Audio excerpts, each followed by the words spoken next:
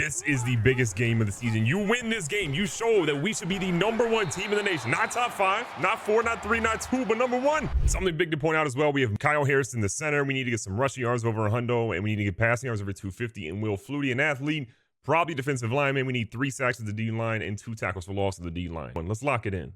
We're seeing Patrick McDonald line up at QB right now. What is going on?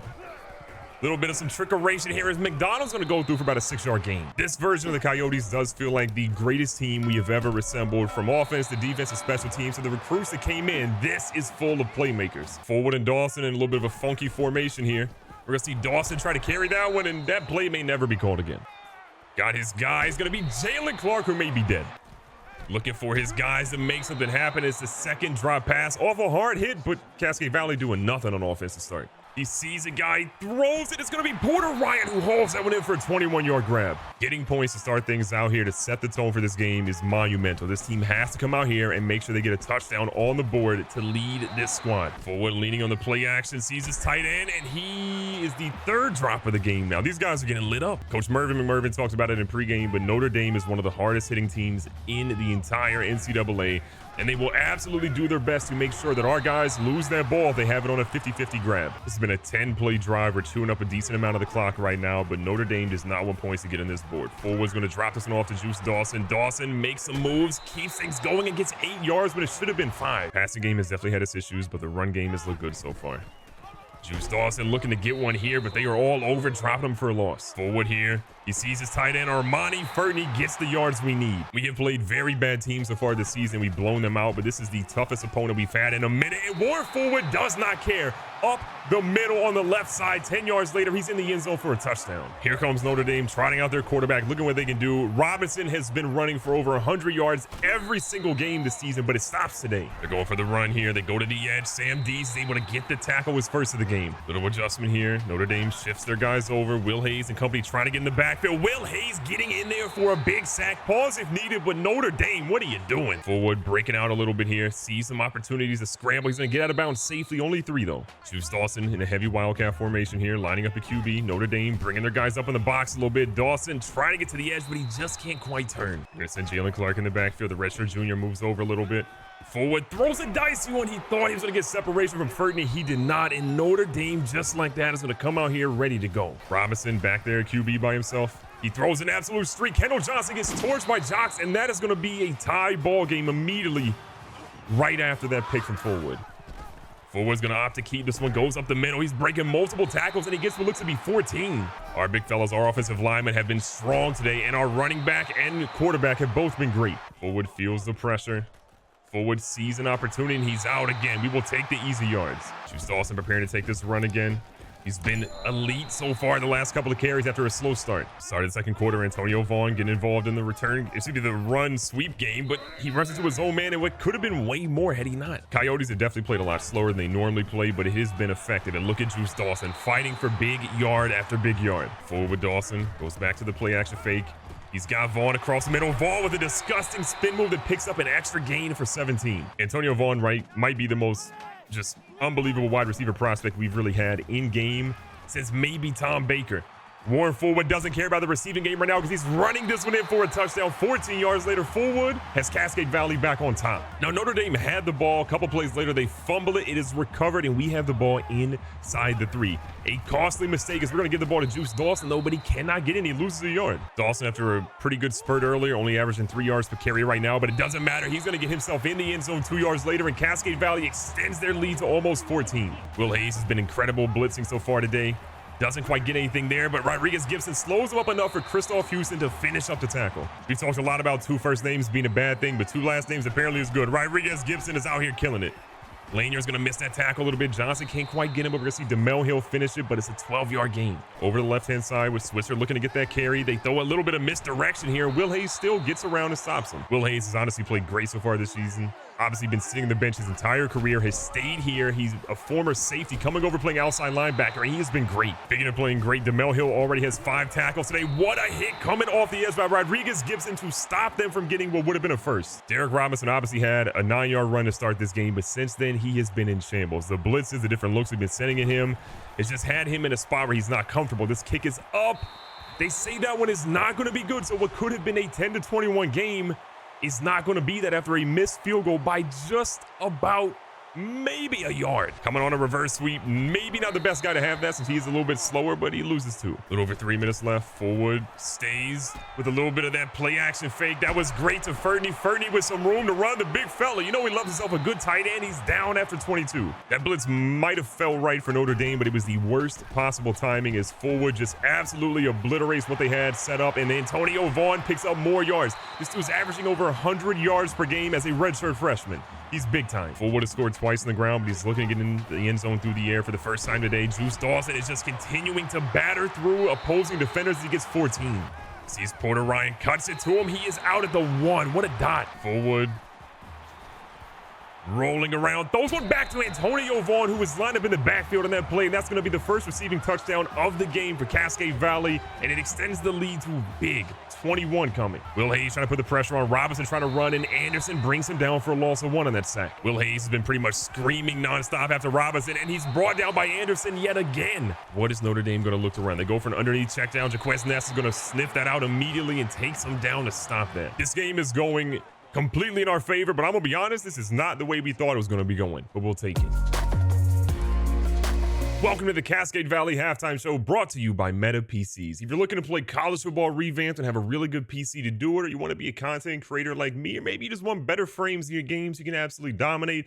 Show your friends you're the best. Use code GGB on metapcs.com. Get yourself an incredible PC and send me a picture of it. I want to see it. On the recruiting front, things have been going incredibly well for Cascade Valley, and we've got some guys that are absolutely in the lead for it. Tyrell Brown, we're cooking. D'Angelo Ward, we're cooking.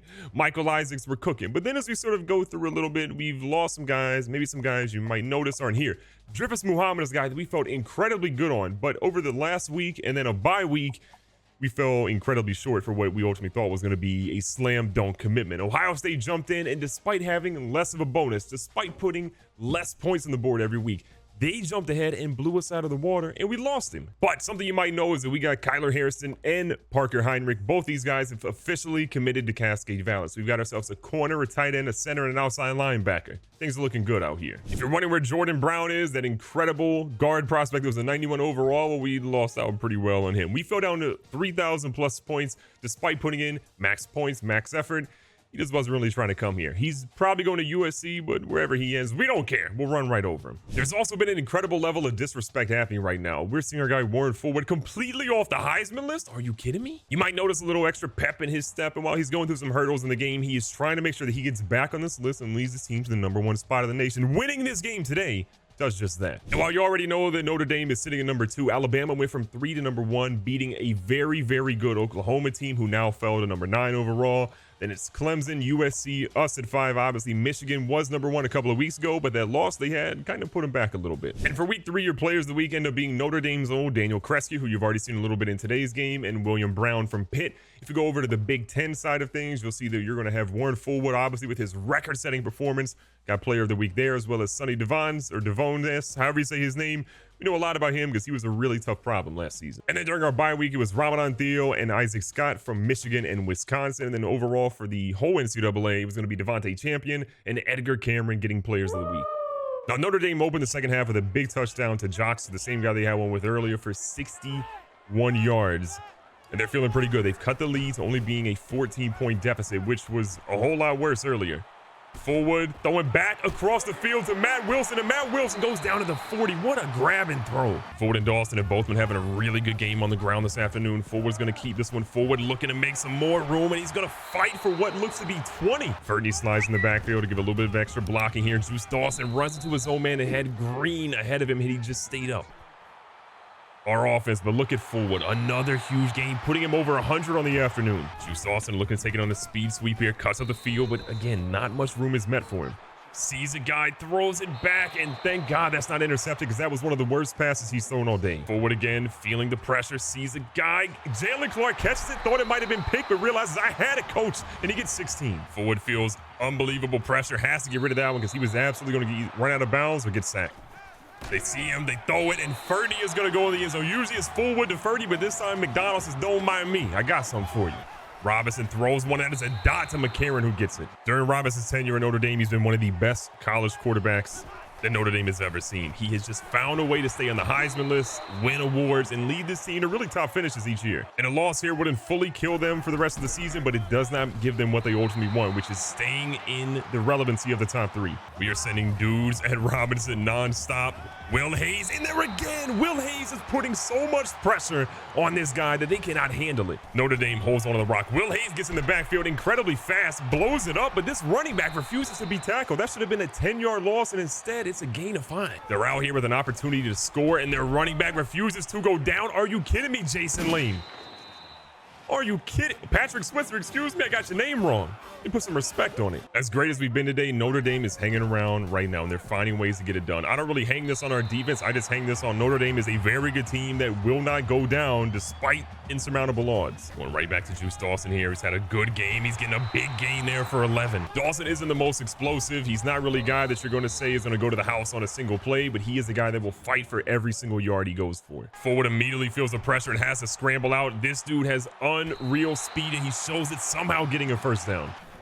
Forward finds Vaughn, who has just found gaps in his defense all game long. They're putting a lot of pressure on guys, but we see a drop down here to Wilson, and Wilson is going to be inside the 10. You definitely wouldn't consider this the greatest passing game in Cascade Valley history, considering what we came off last week, but Forward is fighting for everything that he possibly can, and he goes down when he maybe just should have got rid of it. Touchdown here could put things away. Juice Dawson on the halfback screen doesn't really do anything positive, only goes negative, and we got to kick a field goal for the first time today. So Bailey really hasn't kicked a ton today, but we're gonna go ahead and line him up for one. That one is up. It is down the middle, and it is gonna be good, adding 3 more points to a lead, which is gonna be huge here. But South Carolina upset Texas. Texas is now 1-3 in the season. What is happening? Cox was a Heisman candidate. No longer. After a holding penalty on their side, things are not looking good for Notre Dame. They have a 2nd and 20 deep in their own territory. Now they're down 17. It's officially a 3-score game. And Robinson is still trying to run it. Sam D says, not on me. We talked about wanting to be the first team to hold that guy right there, Robinson, under 100 yards rushing in a game. We are right now doing just that. They go with the pass across the middle, a big hit, and that's going to make it a complicated 4th and 11. But Notre Dame continues to play cowardly football. They opt to go ahead and punt that one, which means that we've got the rock back again, and Juice Dawson just can't quite get the blocking he needs. The handoff goes back to Juice Dawson, who gets a really good block there, and he gets the first down off 13. Forward holds on to one, but they had a guy ready and spied, and we lose 3. Forward sees it. He's got his guy. He throws one, but he just doesn't have the arm strength to really flip that one over. Forward doesn't really have the time he wants to really get rid of that one. It's only 149 passing yards today. Neither quarterback for either team has been great. Their quarterback running around looking to find some room, and he slides just like a coward. 2nd is short. The pressure is there. He breaks off one. Anderson is there, but what could be another sack today, and finally he goes down for another loss. Hats off for Sean Anderson. I believe it's his 3rd sack of the afternoon. We'll see ultimately what he has at the end of the game, but that has just been a masterpiece by that young man. Press cover here. Hayes and company trying to get in the backfield. Christoph Houston is able to help bring down Switzer after 3. The sense of urgency really is not there for Notre Dame at the moment. 3:30 left. You're down big. You got to do something. Lanier's going to bring down McCarron, but it's 15 more. Robinson quickly makes an adjustment. Looks like he hands it off again. I'm surprised by how many runs they're making, but they're getting solid gains. Trying to get to Robinson early. He dumps off to the tight end. The tight end is drilled by Kendall Johnson. Notre Dame knows we're blitzing here. Looks like a halfback screen, some sort of screen, but it doesn't matter. We were flying at him, and that was the perfect play call on defense. 2nd and long for Notre Dame. The pressure is there. Robinson escapes it, but Will Hayes gets, I believe, his 3rd sack of the afternoon. 3rd and 27, sitting back in zone coverage here. See if we can make something happen. Robinson has had a rough afternoon. Another sack. This time, Dees comes in and makes sure he gets it. A 10-play, 30-yard drive. I just don't understand how they've still managed 10 plays off this 30-yard drive, but somehow they are. Robinson chilling, and it is again Sean Anderson. Have yourself a game, big fella. What is that, 4 or 5 sacks? We've lost count. That's how many he's put in. The number 2 team nation came in our house, and they thought they were going to get a W. They were wrong. Sean Anderson, 4 sacks, a forced fumble, a fumble recovery. That dude was incredible. Forward was great. He had 250 plus yards total offense. He had a couple of touchdowns and an interception, but it was really Anderson and that defense that set the tone for today's game. McDonald came in with a passing touchdown, and Fullwood had one as well. Obviously, with that interception, wasn't super great for him offensively today, but Dawson and Fullwood both had 100 plus on the ground with 3 rushing touchdowns between them. On the receiving side, Vaughn led us with 4 grabs, 52 yards, a touchdown, as well as Fernie getting in the end zone.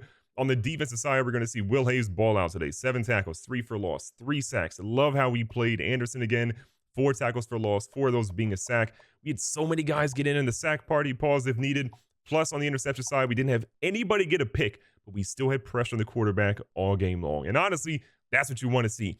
If we play like this, we will not be beaten this season. I can promise you that. Cascade Valley, the glory days are back. Be safe, be smart, tell somebody you love them. Catch you guys on the next one.